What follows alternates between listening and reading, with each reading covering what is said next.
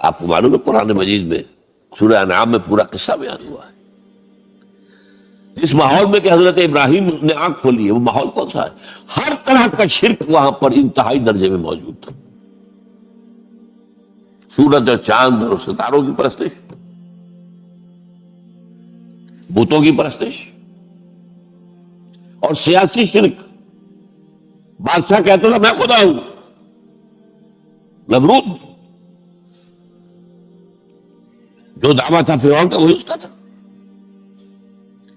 کہیں سے کوئی توحید، کوئی اللہ کی بات، کوئی نیکی کی بات، کہیں کوئی روشنی، کوئی کرن اس معاشرے میں تھی؟ اس معاشرے میں خالص اللہ نے جو فطرت سلیمہ عطا کی تھی اور جو عقل سلیم عطا کیا تھا، اس کی روشنی میں سفر کرتے ہوئے ان تمام معبودوں کا انکار کر کے انی وجہت وجہی للذی فطر السماوات والارض حنیفا وانا من المشرکین، میں تمہارے ان معبودوں کو نہیں مانتا، میں ان کی نفی کرتا ہوں، ان سب کا باغی ہوں، یہ سب گمراہی ہے. میں نے اپنا رخ کر لیا ہے ہر طرف سے یکسو ہو کر اس ہستی کی طرف جو آسمان اور زمین کی خالق ہے. سورج کا بنانے والا، میں سورج کو نہیں پوچھتا، سورج کے بنانے والے کو پوچھتا ہوں. میں چاند کا پجاری نہیں ہوں، چاند کے خالق کا پجاری ہوں. یہ ستاروں کا میں پجاری نہیں ہوں، ستاروں کے پیدا کرنے والوں کا، کمالے کا میں پجاری ہوں. کائنات کا نہیں ہوں، کائنات کے خالق ہوں. انی وجہت وجہی للذی فطر السماوات والارض حنیفا وما انا من المشرکین. یہ پہلا امتحان ہے. دیکھیے اپنے اوپر قیاس نہ کیجیے. آپ جو اللہ نے پیدا کیا مسلمانوں کے گھر میں، آپ کے ایک کان میں پیدا ہوتے ہی اذان کہہ دی گئی، دوسرے میں اقامت کہہ دی گئی. آخر کہیں نہ کہیں تو کوئی اثر اس کا ہوتا ہوگا نا، تبھی تو، ورنہ یہ بے مقصد تو کام نہیں ہے. حضور سے مسنون ہے یہ. کیا پتہ ہمارے تحت شعور کی کون سی ٹیپ جو ہے وہ اس وقت چل رہی ہو اور اس کے اوپر جو ہے یہ نقش ہو گئے، کچھ نہیں کہہ سکتے. لیکن وہاں جو کچھ بھی نہیں تھا. کفری کون، سیاسی شرک، مذہبی شرک، ستارہ پرستی کا شرک، بت پرستی کا شرک. اس میں ایک نوجوان، سلیم الفطرت نوجوان، اس نے ان تمام سے رخ موڑ کر ایک اللہ کی ہستی کی طرف. اب آپ سوچئے دوسرا امتحان آتا ہے. اب حق پر پہنچ تو گئے، حق پر کھڑے رہنا آسان نہیں ہے.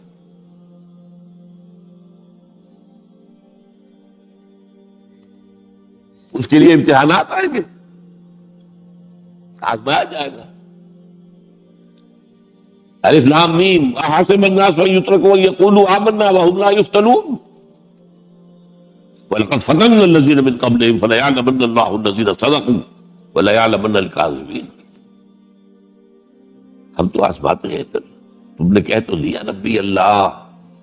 اچھا آپ دیکھتے ہیں، تمہیں جانچیں گے، پرکھیں گے، امتحان دیں گے تمہارا. وہ امتحان کیا تھا؟ اسی کو کہا تھا سورۃ حامیم سجدم ان الذین قالوا ربنا اللہ ثم استقاموا. بے شک وہ لوگ جنہوں نے کہا ہمارا رب اللہ ہے اور پھر جم گئے. یہ جم جانا جو ہے اس استقامت میں قیامت مضمن ہے. سب سے پہلے گھر میں جنگ ہوئی. باپ کہتا ہے ابراہیم کیا اراغب انت عن آلہتی یا ابراہیم، اے ابراہیم یہ کیا تم میرے آلہہ، میرے جو معبود ہیں ان سے تم نے روگردانی کر دی ہے.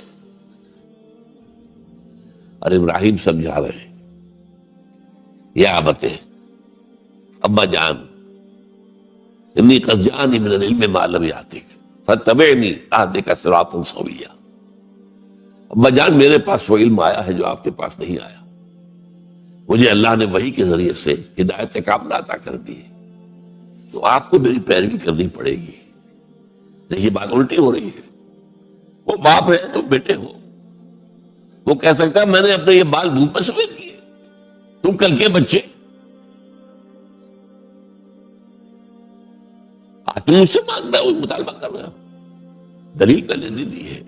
یا ابت انی قد جاءنی من العلم ما لم یأتک، وہ علم کا وہ شعبہ آپ کے پاس ہے ہی نہیں جو اللہ نے مجھے وحی کے ذریعے سے دے دیا، لہٰذا آپ کو میری پیروی کرنی ہوگی۔ یا ابت لا تعبد الشیطان، ابا جان دیکھیں شیطان کی پیروی نہ کیجیے، انہ کان للرحمن عصیا، وہ تو رحمان کا بڑا گنہگار تھا، سرکش تھا، باغی تھا۔ یا ابت انی اخاف ان یمسک عذاب من الرحمن فتکون للشیطان ولیا، ابا جان مجھے بڑا اندیشہ ہے کہ آپ کہیں اللہ کی نگاہ میں شیطان کے ساتھی میں شمار نہ ہو جائیں اور پھر آپ پر اللہ کا عذاب نہ آ جائے۔ لیکن جواب کیا دیا باپ نے؟ اراغب انت عن آلہتی یا ابراہیم لئن لم تنتہ لارجمنک واہجرنی ملیا، اے ابراہیم میرے آلہہ میرے معبودوں سے روگردانی کر رہا ہے، باز نہیں آؤ گے سنسار کر دوں گا، پتھر مار مار کے ہلاک کر دوں گا، اور نکل جاؤ، دفع ہو جاؤ میری نگاہوں کے سامنے سے۔ وہ فطرت سلیمہ کا حامل نوجوان کیا کہتا ہے؟ قال سلام علیک، اچھا ابا جان آپ پر سلامتی ہو،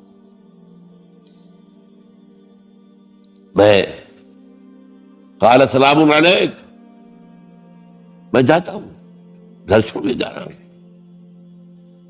لیکن میں اپنے رب سے آپ کے لیے دعا کروں گا کہ وہ آپ کو ہدایت دے، وہ مجھ پر بڑا مہربان ہے، مجھے امید ہے کہ وہ میری اس دعا کو رد نہیں کرے۔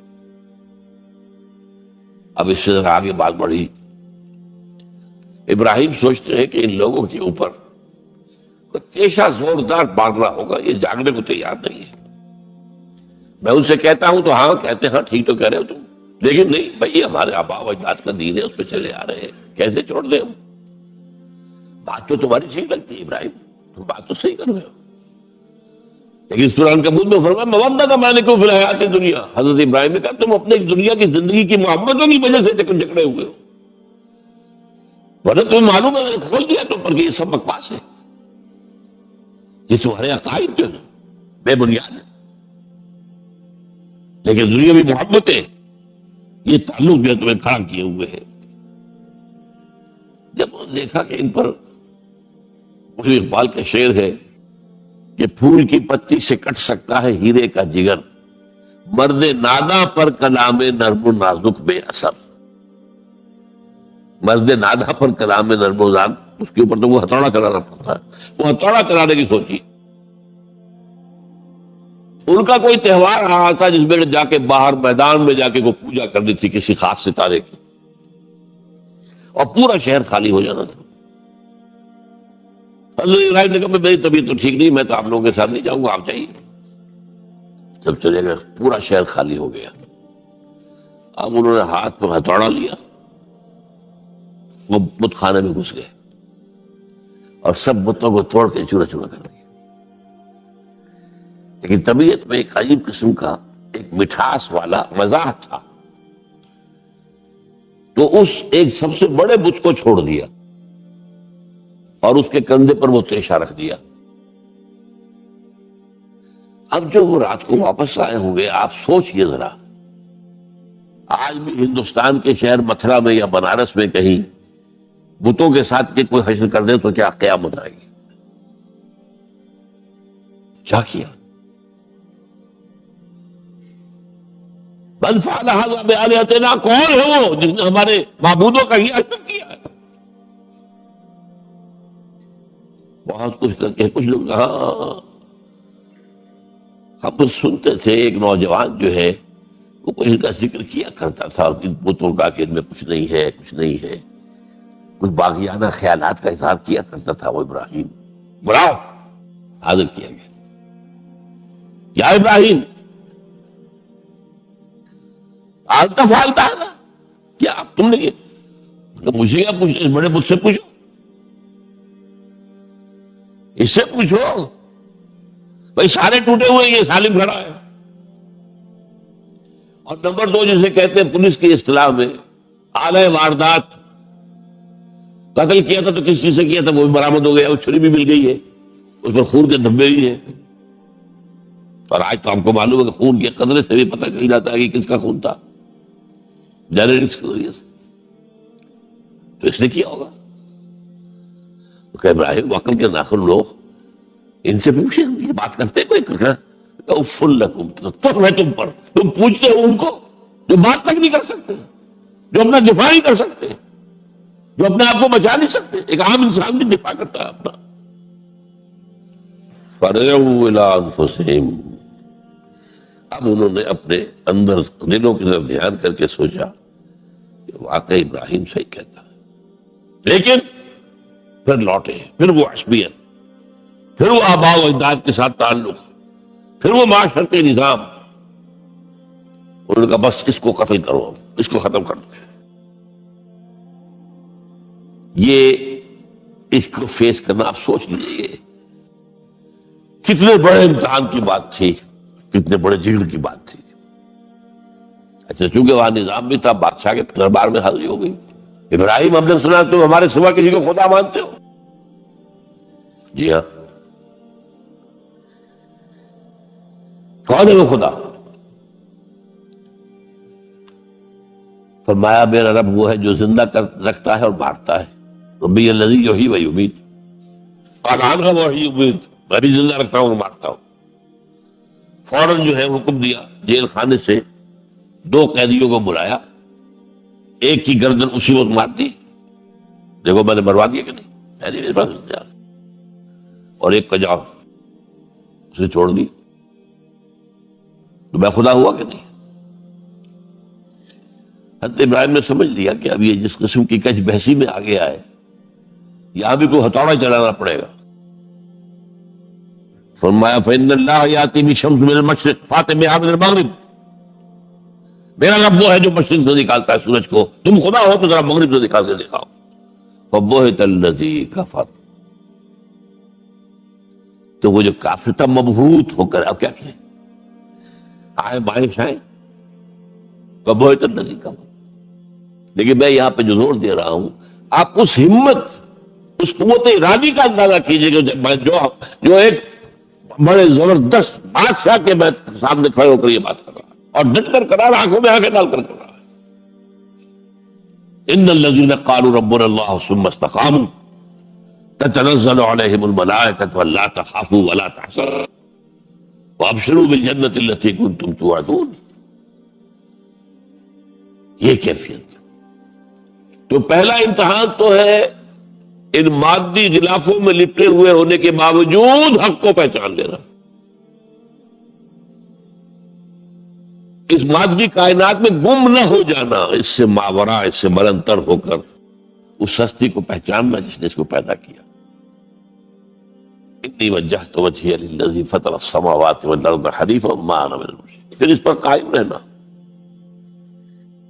اور بڑے سے بڑا رزق لینا. باپ نے گھر سے نکال دیا، ٹھیک ہے چل جا رہا ہوں. قال السلام علیکم ساستغفر لک ربی انہ کان بی حفیہ. موت کو فیس کیا ہے تو اس طرح کیا ہے. وہ کیسا جواب دیا، کیسا، میں نے کہا ایک مذاق کا انداز تھا ان کے عمل میں کہ اس سے پوچھو ایک صحیح سالم کھڑا باقی ٹوٹے ہوئے، تو کہنے والا یہ سرکمسٹانشل ایویڈنس کیا ہوتا ہو. آج بھی آپ کے ہاں مقدمات کے اندر ایک سرکمسٹانشل ایویڈنس جو ہوتا ہے نا، حالات، قرائن کی کیا گواہی ہے. تو وہ سالم میں باقی سب ٹوٹے ہوئے. دوسرے یہ کہ آلہ جو ہے اس کے پاس سے برآمد ہو رہا ہے، اس کے کندھے پر رکھا ہوا. اور پھر یہ کہ بادشاہ کے دربار میں جا کر جس طرح اس نے انکار کیا ہے اس کی خدائی کا، کہ ٹھیک ہے اس کو تو اب زندہ آگ میں ہی ڈالو اور یہ گر جائے، ختم کر دو، اس کو ختم کر دو. اچھا، اس کے لیے تیاریاں کی گئی ہے. سورہ صافات میں اس کا ذکر موجود ہے. اب حضرت ابراہیم دیکھ رہے ہیں کہ میرے لیے آگ الاؤ تیار ہو رہا ہے بہت بڑا. ایک اوپر مچان بنائی گئی ہے جہاں سے کہ ان کو پھینکنا ہے آگ میں. سب ہو رہا ہے. وہ سب یہ کس لیے کر رہے تھے؟ یہ نوجوان پہ ہوش ٹھکانے آ جائیں گے جب آگ دیکھے گا سامنے. ابھی تو کوئی آیا نہیں تھا امتحان اس پر. اسی لیے قرآن میں آیا ہے کہ ہم نے ان کو ناکام کر دیا جنہوں نے کہ یہ آزمائش ڈالی تھی. حضرت ابراہیم کود گئے. اقبال کہتا ہے بے خطر کود پڑا آتش نمرود بے عشق، عقل ہے محو تماشائے لبے بام ابھی۔ دیکھیے یہ دو عقلیں ہیں، یہ سمجھ لیجیے۔ ایک عقل وہ ہے جو پہچان لے، ایک عقل وہ ہے جو آگے چلنے سے روکے۔ دیکھو تمہارا دماغ ٹھیک نہیں، تمہارا کہاں کیا کر رہے ہو، اپنی جان سے کھیل رہے ہو، جان سے چلے جاؤ گے۔ تو عقل جو ہے ایک معنی میں وہ حقیقت کو پہچاننے میں مددگار ہے، اگرچہ منزل تک نہیں پہنچا سکتی۔ گزر جا عقل سے آگے کہ یہ نور چراغ راہ ہے، منزل نہیں ہے۔ پاس چراغ رکھا ہے تو روشنی تو ہو جائے گی نا، کچھ نہ کچھ دکھا دے گی، بس یہ چراغ راہ ہے، یہ آخری منزل تک عقل نہیں پہچان سکتی۔ یہ تو فطرت انسانی ہے، قلب ہے، روح انسانی ہے، وہ پہچانتی ہے۔ اور عقل گو آستان سے دور نہیں، اس کی قسمت میں پر حضور نہیں، حاضری نہیں ہوتی وہاں۔ اللہ تک پہنچانے والی شے عشق ہے، اللہ کی محبت ہے۔ آگے چلنے سے تو عقل روکتی۔ عقل کا لفظ جو ہے وہ اس سے پہلے یقیناً کئی مرتبہ میں نے یہاں پہ بیان کیا ہوگا۔ عقل کے معنی ہے روکنے والی۔ یہ جو سعودیز جو ہے وہ اپنے سروں کے اوپر ایک باندھتے ہیں، کوئی سنہری رنگ کا ہوتا ہے، کچھ ہوتا ہے اس رومال کے اوپر، اس کو اقال کہتے ہیں، اقال۔ یہ ان کی پرانی بدویانہ، جب ان کو کھانے پینے کو بھی نہیں ملتا تھا، بھوکے پیاسے ننگے پاؤں ننگے بدن رہتے تھے، اس وقت ایک رواج ہے۔ ان کی ساری زندگی جو ہے گھومتی تھی اونٹ کے گرد، اونٹی کا گوشت کھا لینا ہے، اونٹی کا دودھ پی لینا ہے، اونٹ کے اوپر سواری کر لینی ہے، اونٹ کی کھال سے جو ہے وہ خیمے بنا لینے ہیں، اونٹ کے بالوں سے اپنے لیے کوئی کمبل بنا، اونٹ ہی اونٹ تھا۔ جیسے ہمارے یہاں پنجاب میں جس علاقوں کو کہا جاتا ہے جو جانگلی علاقہ، وہ بھینس ہی بھینس تھی، بھینس کا کلچر تھا وہاں، بھینس کا دودھ پی لیا، بھینس کے مکھن سے کھا لیا، لسی سے نہا لیے، یہ ساری چیزیں جو ہے بھینس کا گوشت کھا لیا، بھینس ہی بھینس تھی۔ اور کیا تھا؟ یہ مج کلچر تھا یہاں کا سارا، یہ جو آپ کے ہاں جانگلی کہلاتے ہیں۔ یہ تو آباد کار آئے ہیں جلندھر سے، ہوشیارپور سے، گرداسپور سے، وہ آباد کاروں نے آ کے پھر یہاں پر جو ہے وہ ساری چیزیں بتائی ہیں۔ ورنہ یار کس کو جانتے، گڑ کی نہیں جانتے، گڑ کس بلا کا نام نہیں جانتے، چینی تو بہت دور کی بات ہے، گڑ نہیں جانتے۔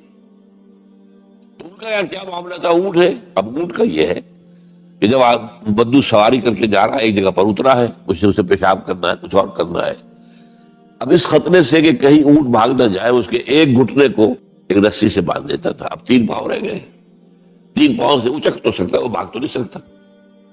تو اچک کر وہ اگر کہیں آس پاس درخت ہے، کیکر کا درخت ہے، وہ ناشتہ کچھ کر لے، کھا لے، کوئی حرج نہیں ہے، ایک بھاگے نا۔ تو وہ جو رسی سے اونٹ باندھتے تھے، اس کا گھٹنا، وہ اب کیا ہوا، اسے جانا ہے سفر پر دوبارہ، وہ جائے گا، وہ رسی وہاں سے کھول کے سر پہ باندھ دے گا، کھا کے رسی کو۔ یہ اقال ہے۔ اب وہ سنہری بھی ہوتے ہیں، کیا کیا خوبصورت ہوتے ہیں، لاکھوں روپے کا ہوتا ہے، لیکن تہذیبی پس منظر اس کا یہ ہے۔ اب ظاہر بات ہے کہ وہ تو لوگ اس لیے حدیث میں ہی لفظ آیا ہے۔ ایک مرتبہ حضور مسجد نبی میں تشریف فرما تھے، باہر کوئی بدو آئے صحابی باہر سے، اور انہوں نے اپنے اونٹ کا یا اونٹنی کا گھٹنا نہیں باندھا، اسے ویسے ہی چھوڑ کے اندر آ گئے۔ حضور نے فرمایا تم نے اس کا گھٹنا کیوں نہیں باندھا؟ جواب دیا میں نے اللہ پر توکل کیا۔ فرمایا غلط، اعقلھا ثم توکل، پہلے اس کا گھٹنا باندھو پھر توکل کرو۔ وسائل کا استعمال ترک کر دینا توکل نہیں ہے۔ ہاں یہ سمجھو کہ وسائل کے ذریعے سے نہیں ہوگا، جو بھی کچھ ہوگا اللہ کی کیے سے ہوگا، لیکن وسائل کا استعمال تو کرنا ہے۔ وہ توکل اسلام میں نہیں جو رہبانیت کا توکل ہے۔ بہرحال تو یہ اب جو ہے عقل جو ہے اب اس وقت جو کہ بے خطر کود پڑا آتش نمرود بے عشق، عقل ہے محو تماشائے لبے بام ابھی عقل تو وہیں پر کھڑی ہوئی ہے، سوچ رہی ہے کودنا چاہیے کہ نہیں کودنا چاہیے، اور ابراہیم کود بھی چکا۔ لوگ حیران رہے، لیکن اللہ نے اس آگ کو گل و گلزار بنا دیا. قلنا یا نار کونی بردا وسلام علی ابراہیم. اب آیا چوتھا امتحان کہہ لیجیے اس کو. یہ رسولوں کے باب میں اللہ کا قاعدہ ہے. اس قوم کی طرف کسی رسول کو بھیجے، اگر وہ قتل کرنے پر آمادہ ہو جائے رسول کو، تو پھر وہاں سے ہجرت کی اجازت ہوتی ہے. جیسے حضور جب دار الندوہ میں فیصلہ ہو گیا کہ اب قتل کر دو محمد کو صلی اللہ علیہ وسلم، اس سے پہلے یہ اندیشہ تھا جب تک کہ ابو طالب زندہ تھے کہ چچا سپورٹ پر ہے ابو طالب، اب بنو ہاشم کا وہ سردار ہے، تو یہ ہماری جو ہے ان فائٹنگ ہو جائے گی، ٹرائبل، انٹر ٹرائبل یا انٹرا ٹرائبل کہنا چاہیے، کہ قریش کے اندر ہی آپس میں جب ہم لڑ پڑیں گے تو ہماری جو دھاک بیٹھی ہوئی ہے پورے عرب میں وہ تو ختم ہو جائے گی. A house divided amongst itself cannot stand. یہ وہ چیز تھی جو ابھی تک ان کے ہاتھ رکے ہوئے تھی. اب ابو طالب مر گئے. اب جو سردار ہے بنو ہاشم کا وہ ابو لہب ہے، وہ حضور کا وزیر سب سے بڑا دشمن ہے. لہذا فیصلہ ہو گیا. تب آپ گئے ہیں طائف اور وہاں سے بھی ناکام آئے ہیں. اس کے بعد یہ ہے کہ باقی سب صحابہ کو آپ نے اجازت دے دی چلے جاؤ مدینے، لیکن ابھی آپ منتظر رہے جب تک کہ ایکسپریس پرمیشن نہ آئے. رسول اپنی جگہ چھوڑ نہیں سکتا. بہرحال یہ ایک علیحدہ معاملہ ہے کہ اس میں تھوڑی سی خطا ہو گئی تھی حضرت یونس علیہ السلام کے ساتھ کہ وہ اپنی قوم کے اس رویے سے دل برداشتہ ہو کر غصے کے اندر بھرے ہوئے یہ ماننے والے نہیں ناہنجار لوگ چھوڑ کر چلے گئے، اگرچہ اللہ کی اجازت ابھی نہیں آئی تھی.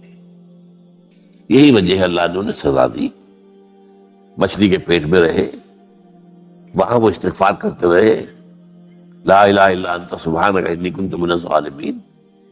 پھر اس ہیل مچھلی نے اگل دیا ان کو اور ساحل کے اوپر رہے. اس کا پورا ذکر ہے قرآن مجید میں. بہرحال تو یہ اب معاملہ آ گیا وطن کو چھوڑنے کا، لہذا ہجرت کی. اب ان قال انی ذاہب الی ربی سیہدین. ٹھیک ہے، تم لوگوں کا حال یہ ہے، میں نے تمہیں ہر طرح سمجھایا، نرم بھی سمجھایا، گرم بھی سمجھایا، تمہارے اوپر ہتھوڑے بھی برسائے اور پھول بھی برسائے، تم کسی طرح ماننے والے نہیں ہو. اب تم میری جان کے دشمن بن گئے ہو تو ٹھیک ہے، پھر میں جاتا ہوں.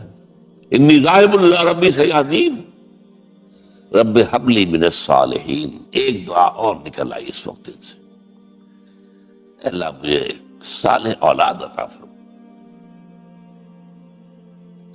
80 برس سے تجاوز ہو چکی تھی عمر، اولاد نہیں تھی.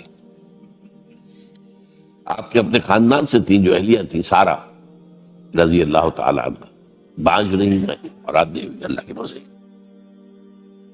بہرحال حضرت ابراہیم کے ساتھ ہجرت کرنے والوں میں حضرت سارا بھی تھی آپ کی اہلیہ، حضرت لوط بھی تھے آپ کے بھتیجے، اور حضرت لوط کی اہلیہ بھی تھی. یہ اہلیہ جو ہے لوط کی یہ مومنہ تھی، یہ ساتھ انہوں نے ہجرت کی. بعد میں جب انہیں اللہ تعالیٰ کے حکم سے حضرت ابراہیم نے بھیج دیا سدوم اور عمورہ کی بستیوں کی طرف، تو وہاں شاید معلوم ہوتا کوئی اور شادی کی ہے، وہ کافرہ رہی اور اس نے جو ہے حضرت لوط کے ساتھ جو ہے خیانت کا معاملہ کیا. وہ ایک علیحدہ معاملہ ہے. بہرحال اس وقت جو دعا کی رب ہب لی من الصالحین، اس کے جواب میں اللہ نے فوراً ہم نے اسے ایک غلام فبشرناہ بغلام حلیم، ہم نے انہیں بشارت دے دی ایک بہت ہی بردبار حلیم الطبع متحمل مزاج بیٹے کی. یہ اسماعیل کی تعریف ہے. نوٹ کر لیجیے گا، دوسرے بیٹے ہوئے حضرت سارہ کے بعد میں، ان کو کہا گیا ہے غلام علیم عالم. حضرت اسماعیل کے لیے کہا گیا ہے غلام حلیم، بہت بڑے حلیم، متحمل مزاج، بہت بات. اس کا بھی تھوڑی سی داستان بیان کر دوں. حضرت سارہ کہا کہ یہاں اولاد نہیں تھی. حضرت ابراہیم ہجرت کر کے آئے تھے، کہاں سے پیدا کہاں ہوئے تھے؟ شہر ار، یہ جو عراق کا اس وقت کا سب سے بڑا شہر تھا، صدر مقام تھا، وہاں پیدا ہوئے تھے. وہاں سے ہجرت کر کے کہاں آئے؟ شام میں علاقہ، خاص طور پر فلسطین کا جو ہے کنعان، یہاں آ کر آپ نے ڈیرا اپنا جما لیا. اور اس کے قریب میں ہی دو بستیاں تھیں جہاں پر کہ وہ سوڈومی والا معاملہ جو ہے آپ کو معلوم ہے، بدترین جو ہے گندگی تھی ان کے اندر، جہاں حضرت لوط علیہ السلام کو بھیجا۔ پھر انہوں نے ایک سفر کیا مصر کا، اس کی وجہ بھی سمجھ لیجئے، مصر میں اس وقت جو خاندان حکمران تھا وہ عرب تھا اصلا، وہ مصری نہیں تھے، وہ فراعنہ نہیں تھے، وہ مصر کے تھے، عرب سے آ کر لوگوں نے قبضہ کیا تھا۔ تو حضرت ابراہیم وہاں گئے، وہاں ان کی بڑی پذیرائی ہوئی۔ ایک حادثہ سا بھی ہوا کہ یہ اندیشہ تھا کہ کہیں حضرت سارہ بہت خوبصورت تھی، تو کوئی بادشاہ جو ہے، وہ بادشاہوں کے اپنے انداز ہوتے ہیں، تو کوئی جو ہے کوئی غلط حرکت نہ کرے۔ تو کہا کہ سارہ سے کہا کہ میں جب یہ مجھ سے پوچھے گا یہ کون ہے تو میں کہہ دوں گا میری بہن ہے، نہیں میں کہوں گا بیوی، تو پھر تو وہ کہے گا ٹھیک ہے پھر یہ اب میں لیتا ہوں اس کو، بہن ہے۔ بہرحال اس میں جو بھی ہوا، اللہ تعالیٰ نے حضرت سارہ کی عزت بھی بچائی۔ وہ معجزہ دیکھا حضرت ابراہیم کی طرف سے جو اللہ نے پیش کیا، جیسے حضرت سارہ کو مصر کے بادشاہ کی اس غلط نیت سے بچائے رکھا۔ پھر اس شخص نے جو ہے اپنی بیٹی ہاجرہ یہ خدمت میں پیش کی۔ یہ ہاجرہ کنیز نہیں تھی، یہ اصل میں یہودیوں نے مشہور کر دیا۔ یہودی کہتے ہیں کہ اصل بیوی تو تھی حضرت سارہ، اور سارہ کے یہاں اولاد بعد میں ہوئی ہے، وہ ہے اسحاق، اسحاق کے بیٹے ہیں یعقوب، یعقوب کی اولاد ہم ہیں، تو اصل تو ابراہیم کی اولاد ہم ہیں۔ ہاجرہ جو ہے تو کنیز تھی، لونڈی تھی، لہذا اس کی وہ عزت ہی نہیں، اسماعیل تو وہ عزت ہی نہیں، اسماعیل کا وہ مقام ہی نہیں۔ یہ یہودیوں کا قول ہے، لیکن وہ اصل میں کنیز نہیں تھی، وہ بیٹی تھی، شہزادی تھی۔ بلکہ تاریخ نے اپنے آپ کو پھر دہرایا ہے کئی ہزار سال بعد۔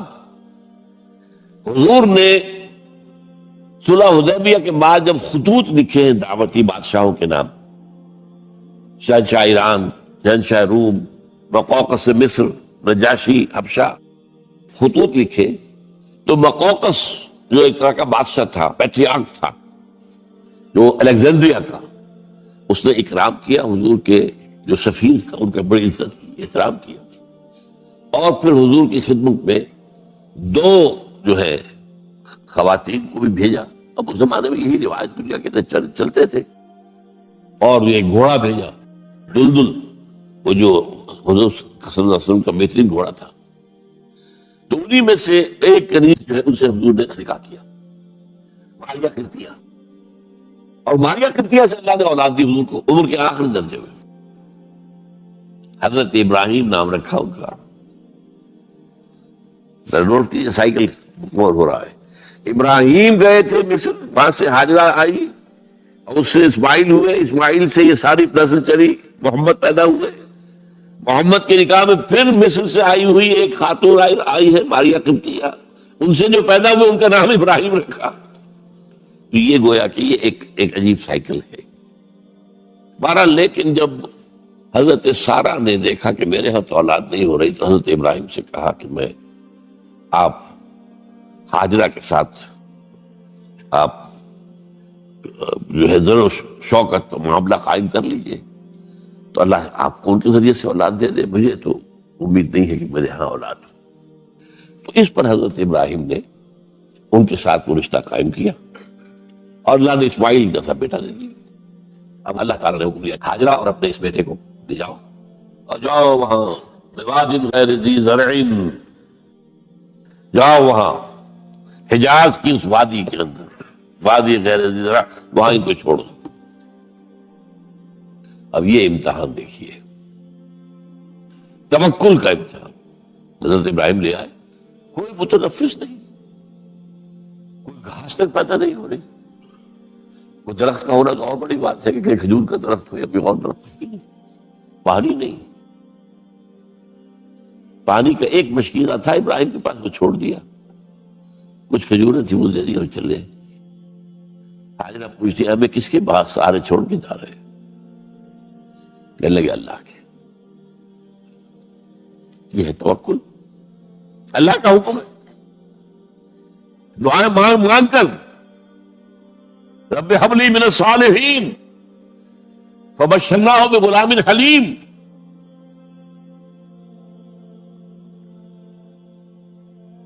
اب وہ بچہ آتے رہتے تھے، چکر لگاتے تھے.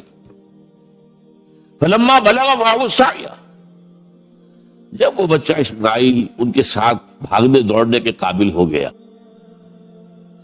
کاموں میں ہاتھ بٹا رہا ہے، 13 برس کی عمر ہو گئی ہے، نوجوان.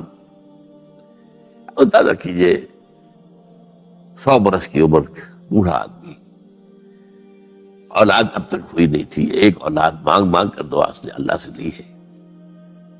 اب آخری امتحانات، اس سے آگے کوئی امتحان نہیں. اس بوڑھے شخص کی نخل تمنا ہری ہو رہی تھی اپنے بیٹے کو دیکھ کر. فلما بلغ معه السعی قال یا بنی انی اری فی المنام انی اذبحک فانظر ماذا تری. کہتے ہیں حضرت ابراہیم بیٹے، میں مسلسل دیکھ رہا ہوں خواب میں کہ میں تمہیں ذبح کر رہا ہوں، تو دیکھو غور کرو تمہاری رائے کیا ہے. نبی کا خواب بھی وہی ہوتا ہے، اس میں کوئی شیطنت جو ہے، کوئی شیاطین جن و انس کی کوئی مداخلت نہیں ہو سکتی. پھر یہ کہ پے بپے 3 دن، یا بنی انی اری فی المنام انی اذبحک فانظر ماذا تری.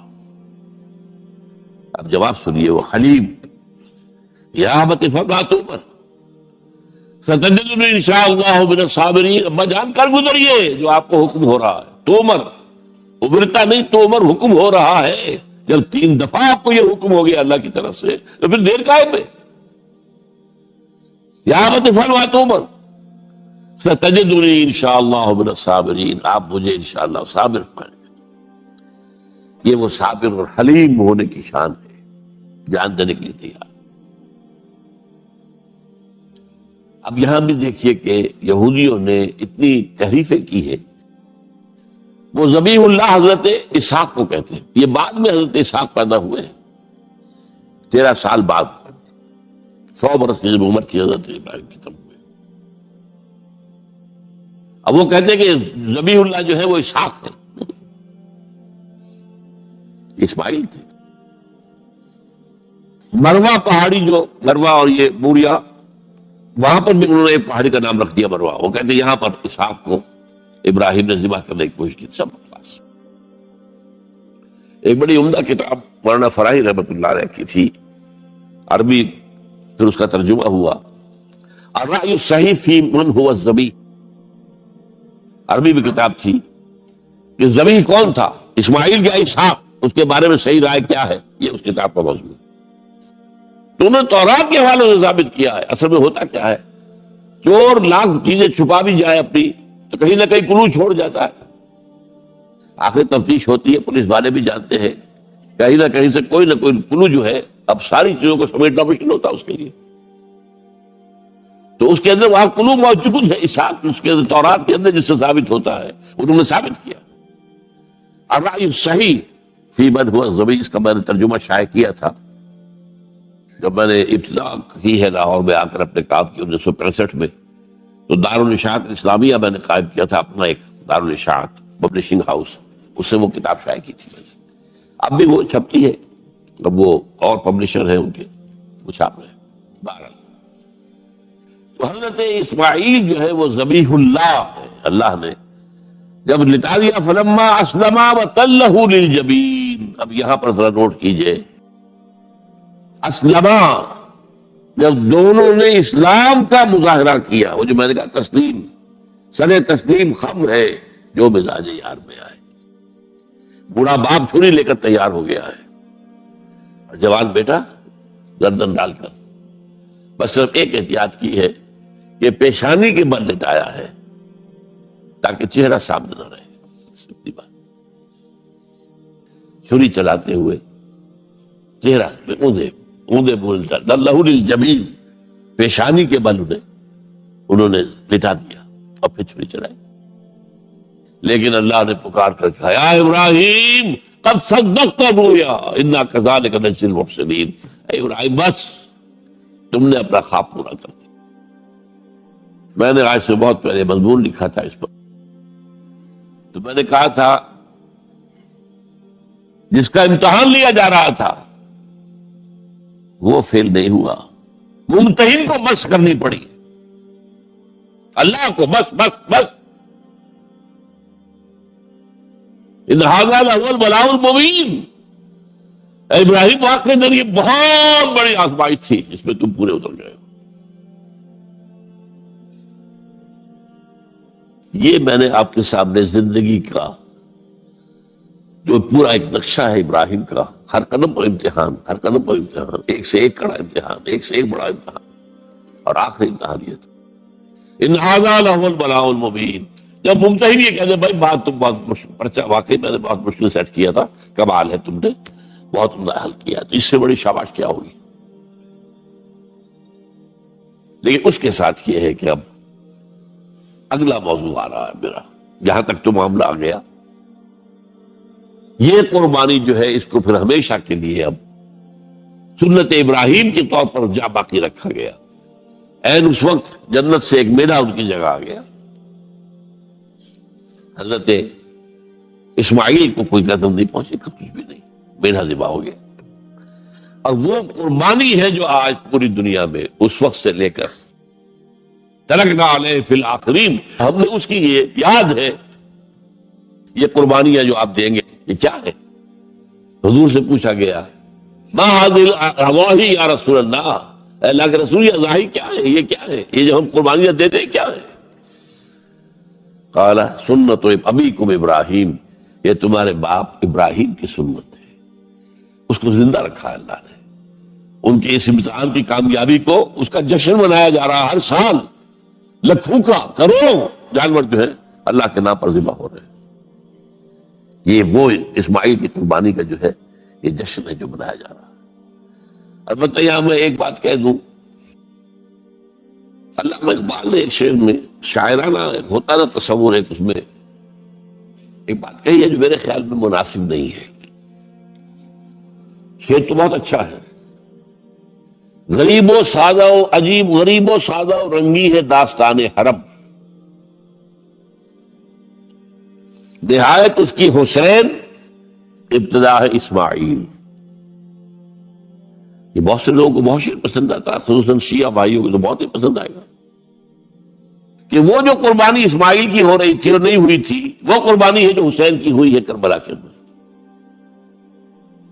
تو غریب و سادہ و رنگی ہے داستان حرم، نہایت اس کی حسین ابتدا ہے اسماعیل۔ میں کہتا ہوں اس میں تو کوئی چیز جوڑ کھانے والی ہے ہی نہیں۔ اسماعیل کو ذبح کرنے والے کون تھے؟ رسول، امام الناس، خلیل اللہ، ابو الانبیاء، اور حسین کو ذبح کرنے والے کوفی، یزیدی، زیادی۔ نمبر 2، اسماعیل تو ذبح نہیں ہوئے، حسین تو ذبح ہو گئے، کیا مناسبت ہے؟ نمبر 3، حضرت اسماعیل نے تو خود ہی گردن ڈال دی تھی، حضرت حسین تو لڑتے ہوئے ماشاءاللہ بہادری کے ساتھ لڑتے ہوئے جان دیے، اور انہوں نے ایسے تو نہیں گردن ڈال دی تھی۔ تو کوئی مناسبت نہیں ہے، تو کوئی نہ کوئی تو مناسبت ہونی چاہیے نا۔ تو اس کی میں نے ترمیم کی ہے، اور علامہ اقبال سے جب اگر اللہ نے آخرت میں ملاقات کرائی تو بتاؤں گا، وہ شاید مان لیں گے میری بات کو، کہ غریب و سادہ اور رنگی ہے داستان حرم، نہایت اس کی ہے عثمان ابتدا حابیل۔ یہ حابیل اور قابیل دو بھائیوں کا معاملہ ہوا تھا، دونوں نے قربانی پیش کی، قابیل کی اللہ نے قبول نہیں کی، حابیل کی کر لی۔ اب مجھ سے بڑا ہوا قابیل نے کہا میں تمہیں مار دوں گا، ہلاک کر دوں گا۔ انہوں نے کہا بھائی جان اب یہ تو اللہ کا کام ہے، کس کی قربانی اس نے قبول کی، کس کی نہیں کی۔ اللہ تو قبول کرتا ہے متقیوں سے، باقی اگر آپ اپنا ہاتھ اٹھائیں گے مجھے قتل کرنے کے لیے، میں اپنا ہاتھ نہیں اٹھاؤں گا۔ میں تو یہ چاہوں گا کہ آپ اپنے گناہ کا بوجھ بھی لے جائیں، میرے گناہ کا بوجھ بھی آپ لے جائیں۔ مجھے قتل کریں گے مظلوم حالت میں تو میرے سارے گناہ بھی آپ کے کھاتے میں پڑ جائیں گے، تو میں تو کامیابی اسی کو سمجھتا ہوں۔ یہ تو آدم کے 2 بیٹوں کا معاملہ ہو رہا ہے، یہی تو معاملہ ہوا حضرت عثمان کے ساتھ، لاکھوں مربع میل کی حکومت تھی ان کی، لاکھوں فوجی موجود تھے. یہ جو تھے گنتی کے چند لوگ آ گئے تھے شریف عبداللہ ابن سبا کے پیروکار. وہ تو اجازت اگر دیتے تھے شام سے مصر سے فوج تیار کھڑی ہے اور اجازت مانگ رہی ہے کہ آپ اجازت دیجیے ہمارے انتقال کا نہیں اجازت نہیں. اتنی بڑی بات ہے یہ کہ حضرت عثمان کہتے ہیں کہ میں کسی کلمہ گو کا کے خون سے اپنا ہاتھ رنگنا نہیں چاہتا. یہ کچھ بھی ہے کلمہ گو تو ہے. اپنی جان بچانے کے لیے کلمہ گو کی جان مت لے لوں. جب یہ مجھے مار دیں گے پھر تم ان سے قصاص لینا یہ پھر تمہارا کام ہوگا. میرا مجھ سے کوئی تعلق نہیں. تو وہ ہے کہ جو اصل میں جن کو پھر شہید کیا گیا اور قابیل نے حابیل کو شہید کیا. تو یہ تو مناسبت ہوئی نا کہ جس طریقے سے اس نے کہہ دیا تھا حابیل نے کہ بھائی جان میں تو ہاتھ نہیں اٹھاؤں گا آپ جو مرضی کیجیے. اسی طرح حضرت عثمان نے کہا میں ہاتھ نہیں اٹھاؤں گا. میں کلمہ گو کا کسی کا خون اپنے گردن پر نہیں لینا چاہتا. ہاں یہ جب مجھے قتل کر دیں گے پھر تم قصاص دے دینا. یہ رضا بات. تو میں نے اس شعر کو یوں کیا ہے. اب غریب و سادہ و رنگی ہے داستان حرم. پہلا مثال یوں کا تو ہے. نہایت اس کی ہے عثمان. ابتدا حابیل. حضرت اسماعیل تو ہوئے نہیں نہ شہید ہوئے نہ ذبح ہوئے. وہ تو ہوئے نہیں واقع نہیں. وہ تو ایک امتحان تھا جو اللہ نے لیا اور چھری نے کاٹا ہی نہیں. اچھا اب آئیے اس بات کی طرف. اب حضرت ابراہیم کو اللہ تعالیٰ نے ایک نیا پروجیکٹ دے دیا. Task assignment. وہ یہ کہ یہ جو بیت اللہ ہے اس کی تعمیر اصلاً کی تھی حضرت آدم نے علیہ السلام. چنانچہ سورہ آل عمران میں فرمایا گیا ان اول بیت وضع للناس الذی بمکہ مبارکا وہدی للعالمین. پہلا گھر جو بنایا گیا لوگوں کے لیے وہ ہے کہ جو مکے میں ہے. لوگوں کے لیے کیا مانی؟ اللہ کی عبادت کے لیے توحید کے مرکز کے طور پر. ظاہر بات ہے حضرت آدم اللہ کے نبی تھے تو کوئی نہ کوئی نماز کی شکل تو تھی نا ان کے ہاں بھی ہمارے ہاں بھی ہے. انہوں نے یہ گھر بنایا. اس کے بعد سیلابوں میں اور بہت عرصہ گزرنے کے بعد کیونکہ اس کے بعد جو زیادہ رہا معاملہ انبیاء کا نبوت کا وہ رہا ارض فلسطین سے متعلق رہا. آپ کو معلوم ہے حضرت اسماعیل کے بعد سے لے کر حضور تک کوئی نبی رسول عرب میں تو آئے نہیں. لہذا یہ ہے کہ یہ جو ہے یہ گھر یہ اس کے بعد جو ہے عرصے تک چونکہ پڑا رہا. حضرت آدم کے بعد پھر سیلاب کی وجہ سے بہہ گیا. عمارت اوپر کی رہ گئی ختم ہو گئی بہہ گئی. بنیادیں رہ گئی تھی. اس لیے کہ یہ جو حضرات وہاں جاتے ہیں ان کے علم میں ہے کہ اصل میں جو طائف ہے اونچائی پر ہے پہاڑی مقام ہے سید افزا مقام ہے. بارش جب ہوتی ہے تو اس کا پانی جو آتا ہے وہ سیل کہلاتا ہے. وہ مکے سے ہو کر گزرتا ہے. جنت المالا کی طرف سے ڈھلوان ہے پانی یہاں سے گزرتا ہے. اور یہ مکہ جو ہے کعبہ یہ عین یوں سمجھیے کہ ایک پیالے کے عین نیچے جو ہے باٹم میں وہاں پر یہ کھڑا ہوا ہے. چاروں طرف پہاڑ ہے. تو سیلاب کی راہ گزرتی ہے. تو اس وجہ سے یہاں سے وہ پھر حضرت آدم کا بنایا ہوا گھر جو ہے وہ ختم ہو گیا. اب اس کے بعد وَإِذْ بَوَّأْنَا لِإِبْرَاهِيمَ مَكَانَ الْبَيْتِ جبکہ ہم نے ابراہیم کے لیے نشاندہی کر دی اس گھر کی جگہ کی کہ لو ابراہیم یہ جہاں تمہارے ہم نے اولاد کو یہاں آباد کروایا تھا. ربنا انی اسکنت من ذریتی بواد غیر ذی زرع عند بیتک المحرم. اب اس گھر کی تعمیر کرو. چنانچہ یہ سورہ حج کے 2 رکوعوں کے اندر معاملہ آتا ہے. وَإِذْ بَوَّأْنَا لِإِبْرَاهِيمَ مَكَانَ الْبَيْتِ أَلَّا تُشْرِكْ بِي شَيْئًا وَطَهِّرْ بَيْتِيَ لِلطَّائِفِينَ وَالْقَائِمِينَ وَالرُّكَّعِ السُّجُودِ.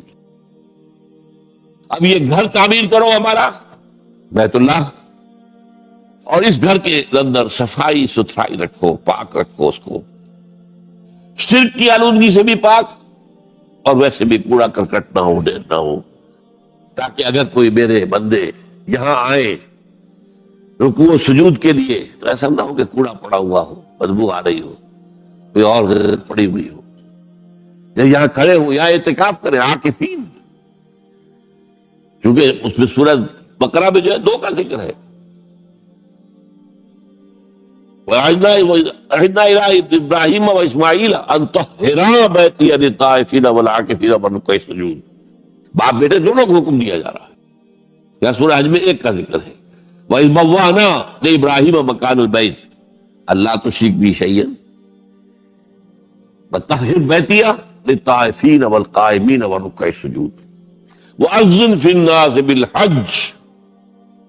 اور ذرا اذان دو، پکارو لوگوں کو کہ آؤ حج کے لیے. کہاں تک وہ اذان کی آواز گئی ہوگی، کہاں تک بات پہنچی ہوگی. اللہ کا حکم ہے، اذان دیے. اذن فی الناس بالحج یاتوک رجالا وعلی کل ضامر یاتین من کل فج عمیق لیشہدوا منافع لہم. پکارو لوگوں کو حج کے لیے، وہ آئیں، تمہارے پاس پیدل چل کر بھی آئیں گے اور اونٹنیوں کے اوپر بھی آئیں گے. اتنی دور سے آئیں گے کہ اونٹنیاں کمزور ہو جائیں گی، دبلی ہو جائیں گی چل کر. وہ آئیں گے تاکہ وہ دیکھیں کہ اللہ تعالیٰ نے کیا کیا روحانی برکات اس جگہ رکھی ہوئی. لیشہدوا منافع لہم وَيَذْكُرُوا اسْمَ اللَّهِ فِي أَيَّامٍ مَّعْلُومَاتٍ عَلَىٰ مَا رَزَقَهُم مِّن بَهِيمَةِ الْأَنْعَامِ. اور یہاں پر آ کر وہ ہمارے حضور میں قربانی پیش کرے ہمارے وہ حیوان جو ہم نے بنائے ہیں، ہم نے بنائے ہیں، ان کو پیش کرے، ان کا خون بہائے، نحر کرے ان کو، ان کا. اور پھر فَكُلُوا مِنْهَا وَأَطْعِمُوا الْبَائِسَ الْفَقِيرَ. پھر اس قربانی میں سے خود بھی کھاؤ اور جو فقیر ہے، مساکین ہے، ان کو بھی دو اور بانٹو. یہ ہے وہاں سے جو حج چلا ہے اور وہ چل رہا ہے. اللہ کا شکر، حج میں وقفہ نہیں آیا. ایک زمان میں تھا بدامنی کا تھوڑا سا، جس زمانے میں آ کر فاطمیوں نے حملہ کیا ہے اور یہاں سے حجر اسود بھی نکال کر لے گئے ہیں، اور تھوڑے عرصے کے لیے انہوں نے اپنی خلافت بھی قائم کی ہے مصر کے اندر.